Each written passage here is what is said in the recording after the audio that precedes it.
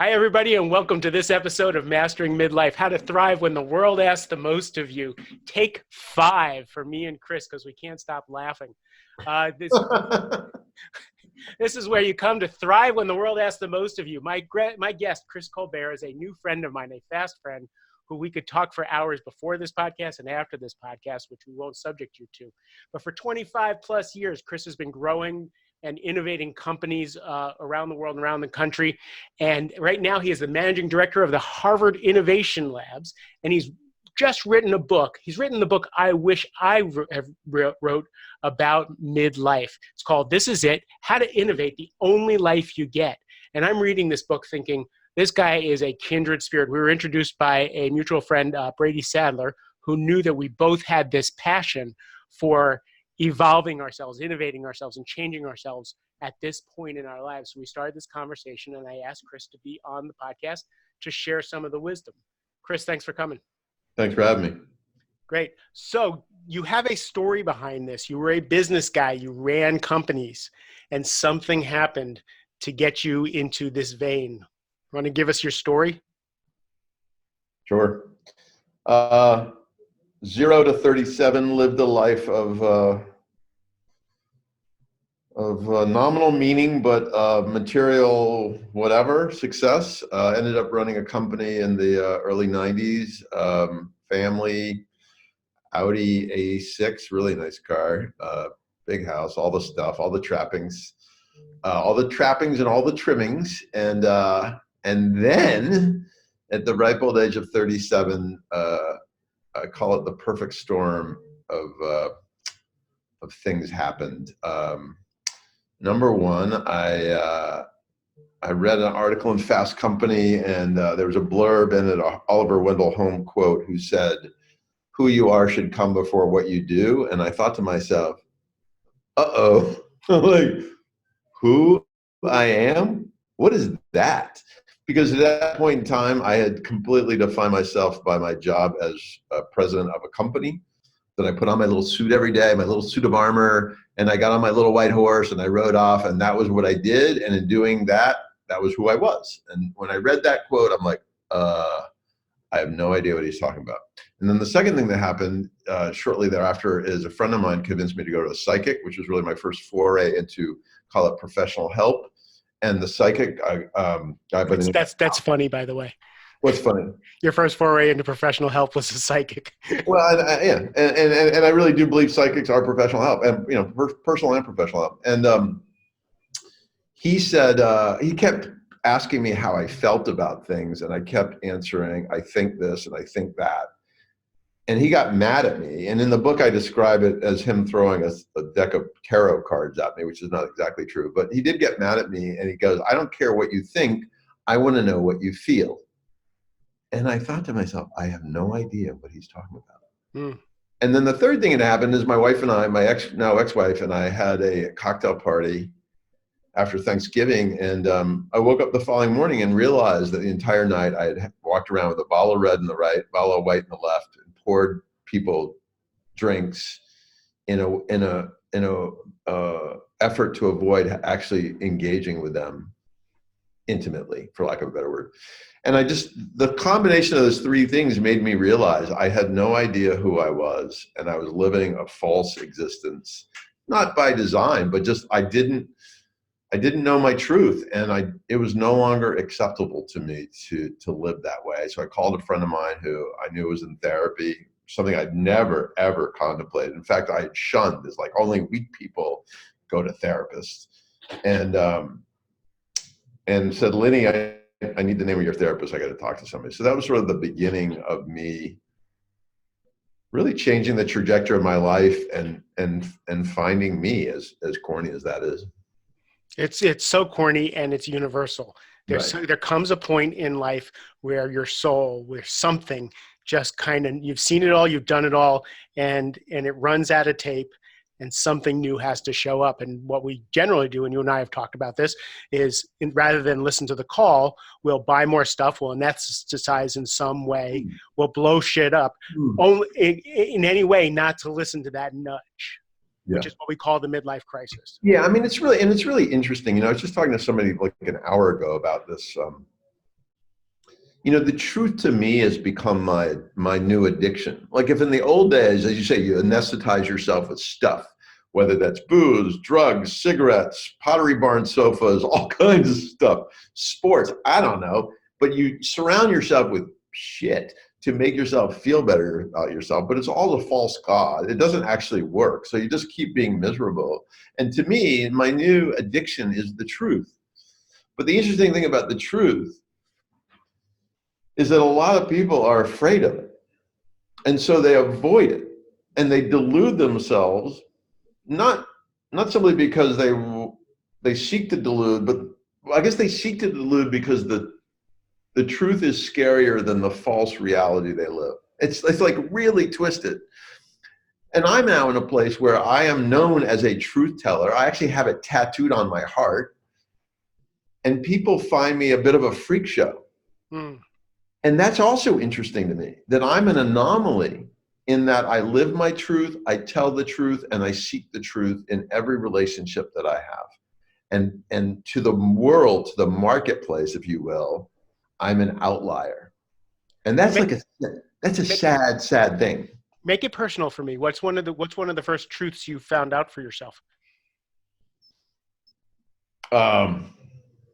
So when I went to therapy, right after I called my friend Lynn, my first appointment with the therapist, couple funny stories. One was on my way to the therapist, I was thinking about how to craft an agenda that the therapist would find appealing. So there's a little bit of truth in there in the sense that back then my orientation was how to get validation from others, right? I mean, I think this is one of the dynamics around finding your truth, is in finding your truth and accepting your truth, you can let go of the need for affirmation and validation from others. So that first therapy appointment, it was all about him, Lenny Solomon, Dr. Lenny Solomon, who was like 75 years old, who fell asleep on my second visit for like an hour. That tells you the life you've led. And the other was, instead of going in there saying, Lenny, I want to learn about me, I want to understand me, I want to crack the shell around me. I went in, and this is understandable given where I was in my journey. I went in going, I need to talk about my relationship with my mother, which, certainly has some value. But at the end of the day, fairly shortly into it, I realized this isn't about my relationship with my mother. This is about my relationship with myself. Mm-hmm. So I don't know. Great. So give me some truth signposts along the way. What are some of the epiphanies that you have that you call truths that change your trajectory? I think I learned the truth about my relationship with my ex-wife, who is a lovely, lovely human being. But I learned once I began the honest examination, and I really do believe a lot of this is having the courage to look in the mirror for the first time. I think most people just can't bring themselves to do it. I'll give you an example. My sister, I gave her a copy of my book. This is it. 3 months ago, we're sitting on her sofa. She lives in DC, not far from you. And for the first time in her life, she describes her misery. She says, I feel like I have a hole inside myself and my soul, and I don't know what to do about it. And I say to her, Melba, did you read the manuscript I sent you? And she says, I tried to, but it hit too close to home. Which like stunned the crap out of me. Like, what? But ever since then, I think a lot of people are just fundamentally afraid of the truth, of looking in the mirror going, who do I see? And back then, when I began looking in the mirror, I saw, candidly, like a broken dude, a guy who had very little capacity for intimacy, very little, including with his own children. I had 3 little kids at the time. And a guy who had married a woman because she was a mother.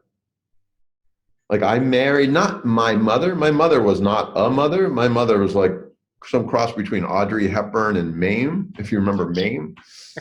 I'm dating myself. Remember the demographic of this podcast. People do remember. I used the word shuck and jive, or the phrase shuck and jive, the other day, and somebody said, "How old are you?" But I married a mother, and I married a mother because I wanted a mother, because I didn't have like a nurturing mother. Mm-hmm. And so that truth, terrible but true, caused me to go, uh-oh, this marriage is not really a marriage. I mean, she's a lovely human being. It has nothing to do with that. But the dynamic of this marriage is not a peer-based, truth-based, partner-based proposition. It's a dominant subordinate, in a way, of me wanting to be nurtured by this woman who's my wife. And that's a hard truth, especially when you're you're out in the world leading companies and doing all, and then to realize that what you really created in your life is the opposite. I'm like sucking my own thumb, man.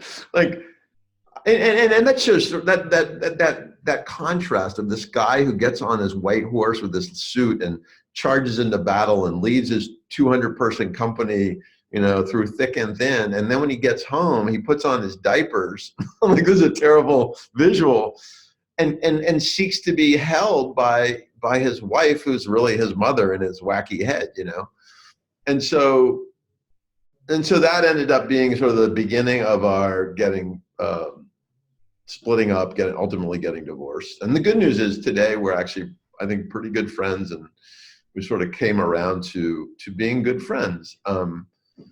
But that was a big one. I think the other one sort of correlates to it, is realizing that in my relationship, interestingly, in my relationship at work, my partner at work was not dissimilar. My partnership at work was not dissimilar, and that I'd never had not only did I not really have a parent that was nurturing, I didn't have siblings around me, and my partner at work, in a way, became my older brother. Mm.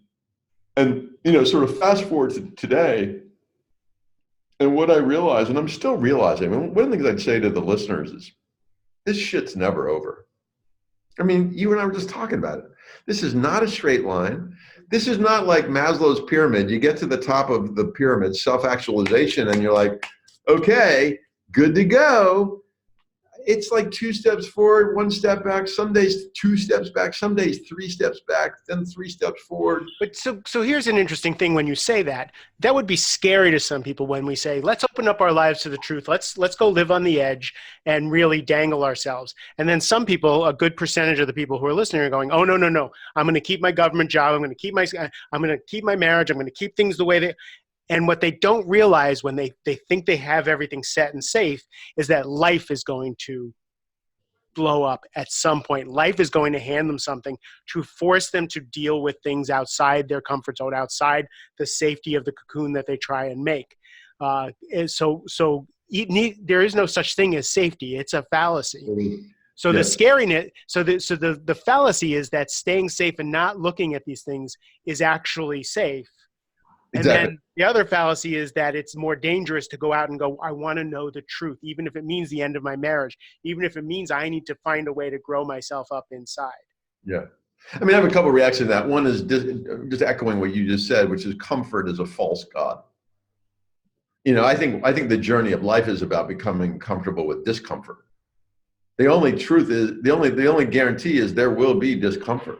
It may range from splitting up with your significant other, having a difficult conversation with your child, telling your boss he sucks. I don't know, but there's going to be discomfort, and learning how to accommodate, not just accommodate, but embrace discomfort, I think is an essential function. The other side of it is, and this is why the title of my book is, This Is It.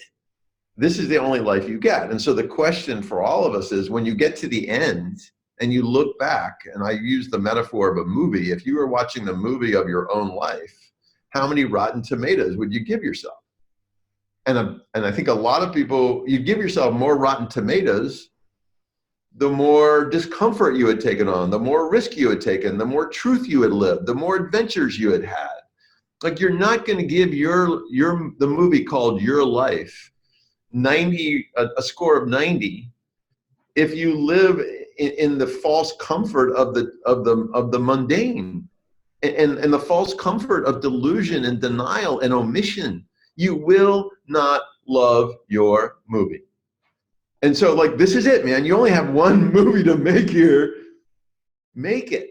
Make it. Why end up on your deathbed looking back with regret, going, man, I coulda, I woulda, I shoulda. And by the way, I know you know this, the number of people in my peer group who have, I don't know, untrue marriages is unbelievable. The number of guys that I know who live lies vis-a-vis their partnership or vis-a-vis their relationship with themselves is unbelievable. It is an epidemic. An epidemic. And it is such a sad epidemic because, again, this is the only life, right? This is it. And so it's a matter of choice, you know, and some people think, well, I can't because I'm blah, blah, blah. I'm like, I think that's bullshit. I think for most, yes, I think if we're in war-torn Sudan, we don't have a lot of choice, or Syria, we don't have a lot of choice, and that's terrible for those people. But for most of us, I think most of your listeners, we are not there. We're living white-collar existences, and we have a ton of choice. And the issue isn't the capacity to make the choice, it's just actually making the choice. It's like, just do it because this is it. This is what I love about your book. The driving feel of your book, the narrative, is of a really close friend imploring me to get introspective, imploring me to try something new, imploring me to take pen to paper. And in every chapter and you keep saying, if you're still with me, good, this is where I want. And you just cheer people on in the book to really live that adventurous life. Yeah, and I thank you for saying that. And I do think I could start crying right now because I feel so much responsibility to help people get to the other side of this. You know, I'll say it, like, I feel like I burned, not wasted, but burned the first 40 years of my life. The amount of intimacy I missed with myself, with my family, with my children, with my friends, with the world, like, it's such a huge, massive missed opportunity. And I don't want anybody I know to miss that opportunity. And so imploring is the right verb. Like, I am desperate to help people get to the other side of this, you know, to break through their own fear, their own doubt, their own whatever, to try to realize their truth, to realize their capacity to be intimate and to create relationships with themselves, with their loved ones, with others. That is really, at the end, you know, I think the truth is most of our movies, when we watch them, will be about who was in our movie. In other words, I don't think your movie is going to be about you standing on a mountaintop or, you know, or living in a cave. Your movie is going to be about the lives you affected, right? And so many people aren't realizing that in their life because they haven't begun to achieve the truth with themselves. And that's another sort of construct I live by. You can't be intimate with others until you're first intimate with yourself. And again, I think it's a silent epidemic of people not having that level of intimacy. And it's sad, and it really makes me sad. Totally agree. So let's fast forward. You've done a bunch of work. You saw your psychics, you saw your therapist, you put pen to paper, and you've done a lot of your work and come out to this point in your life. Tell me what you have now from all that work that you've done. I'm sorry, you blanked. Say that again. Tell me what. Tell me what you have now in your life from all that work that you've done, knowing that it's not finished, but what can you tell people has been the fruit of your labor to date? Oh God. I think that, I mean, there are many things. I think number one, I have an incredible relationship with my children. Are you still there? I'm still here. Sorry, something popped up here. Hold on. I'm sorry. Can you see me all right? I can Sorry. see you, and the magic of editing will make this go away. Okay. So many things that I have today that I didn't have before. Number one would be my relationship with my kids. I mean, I wasn't a bad dad, but I was an absent dad, and I wasn't physically absent. I was emotionally absent. So like I went to every soccer game. I went to every basketball game. I drove them from here to there. You know, I was home for dinner, but I wasn't actually there because I wasn't there for me. So I couldn't be there for them. And so fast forward, I am now there for them. They know that I have the word truth tattooed on my heart.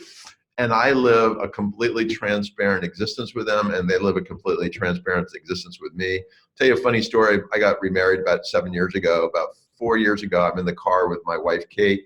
My daughter, Annie, calls, put her on this car speakerphone, and Annie starts talking about how she has sort of a funky period happening.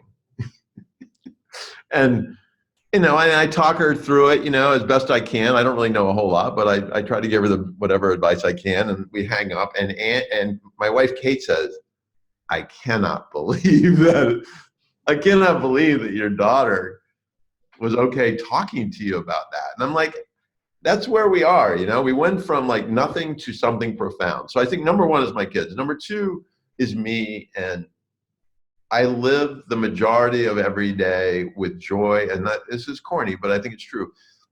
Not but, it is true. I live the majority of every day grateful for who I am. And, you know, part of learning your truth or getting okay with your truth is accepting the dark and the light. And that was really hard for me early on. Like I thought, the reason why I think people don't want to see their truth is because there's demons in there. There's shit in there. There's weakness. There's vulnerability, there's anger, there's sadness. I know there's all sorts of crap in there. There's a Pandora's box of crap. And so you don't want to open the lid because you don't want to see that shit. So you pretend it doesn't exist, but it does. And so I know who I am. I have amazing strengths. I have amazing weaknesses. I have idiosyncrasies. Every now and then I can even be a little bit of an asshole. I'm okay. I'm okay. Does that mean it's okay to be a little bit of an asshole? No, I'm working on it. But the fact of the matter is me right here, right now, I love myself. I'm okay. And by the way, I don't need you to love me. I know you do, brother, but I don't need you to love me. I don't need anybody to love me. I even say to my wife, Kate, I don't need her to love me, which at times she finds offensive. But the point is, I don't need the validation or affirmation of others because I have it from within. So that would be like number two. And then number three is sort of more vocationally, I have learned by exposing the truth of me, I have learned what I love to do. And I think those correlate. Like, I don't think this whole question about career pathing and profession and vocation and whatever can be segregated from the question of who are you? What fuels you? What do you love? What are your unique capacities? What kind of environment nurtures you and motivates you? And so by learning who I am, by uncovering my truth, my path forward professionally is much, much clearer. I mean, part of the reason why I wrote the book aligns with my desire to help people. As I said earlier, I don't want anybody to go through what I went through the first 40 years of my life, which is this disconnected,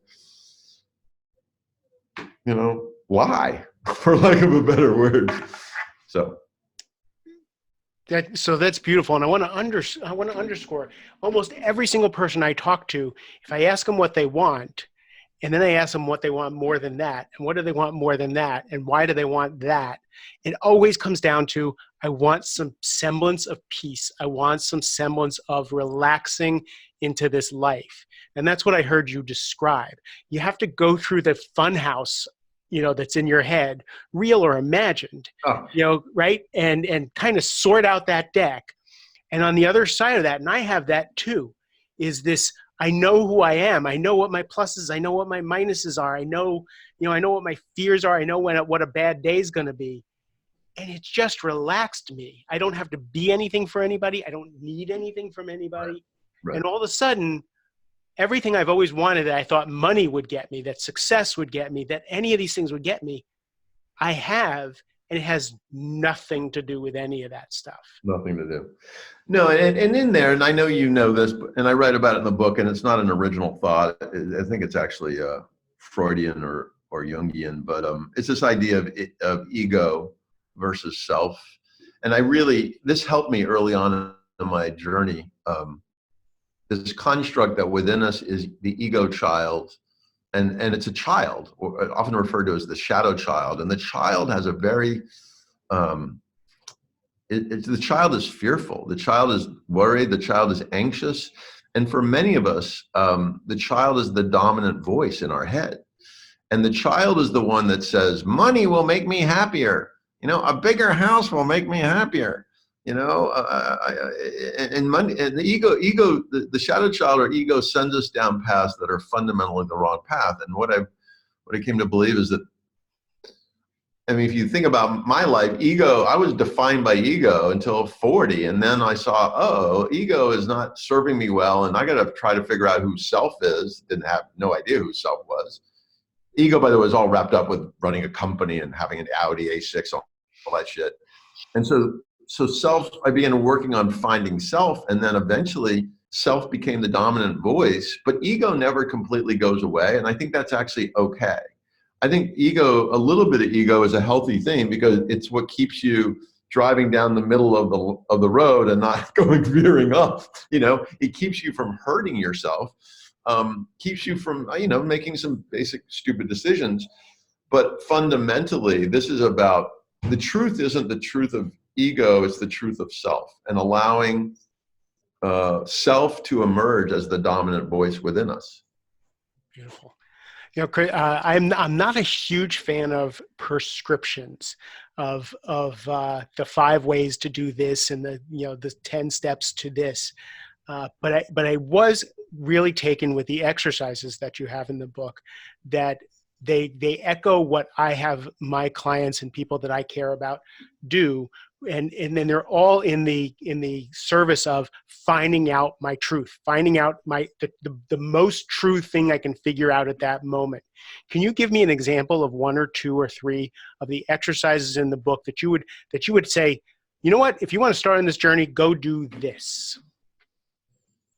Well, there are many. I think the sort of, perhaps ironically, I think the first exercise is not one of the exercises, but it's a sort of a superset exercise, which is you must write things down for 2 reasons. One is, in our daily lives, we attempt to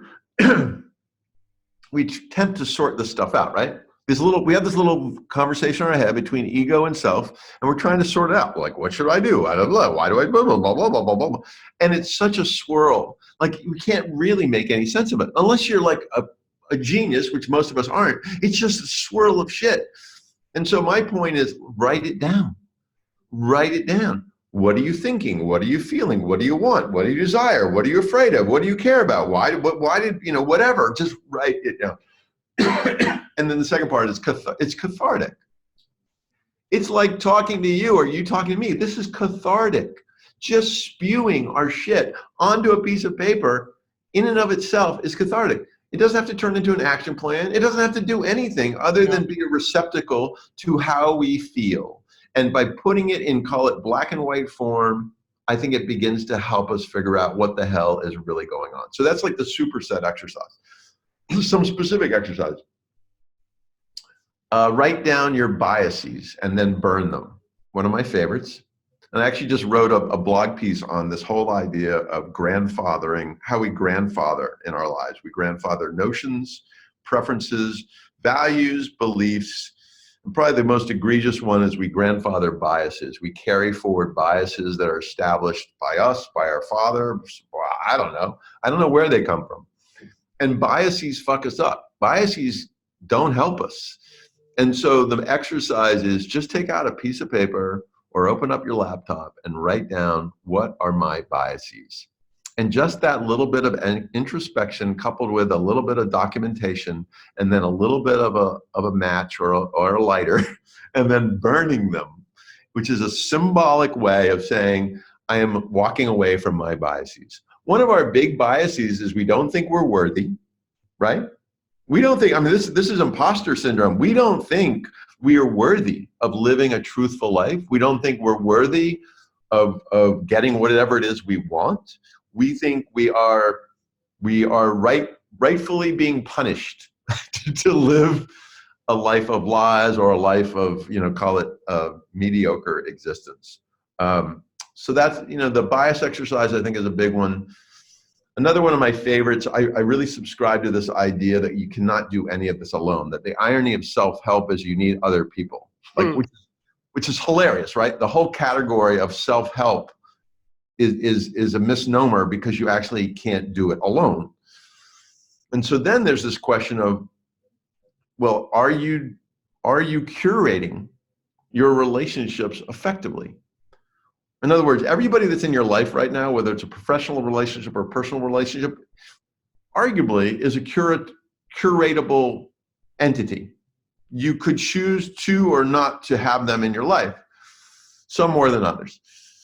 And so the exercise in the book is to take the top 10 or 20 people that are in your life, home, work, doesn't matter, put them on a list, and then hold each of those individuals up to what I call the 7 traits of tribes people.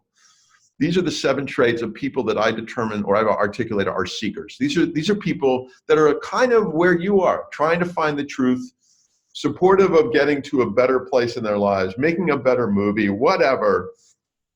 And so the sort of summary task is how many people around you are with you versus not against you, but certainly not with you. Because if you do that task and you determine of the 10 people, 8 are non-seekers, 8 are afraid of the truth, 8 don't want to talk about this stuff, that's not great. And that's something that you can start working on. The people in your lives are not decreed. They're a function of choice. And so the question is, are you making the right choices to surround yourself with the right people?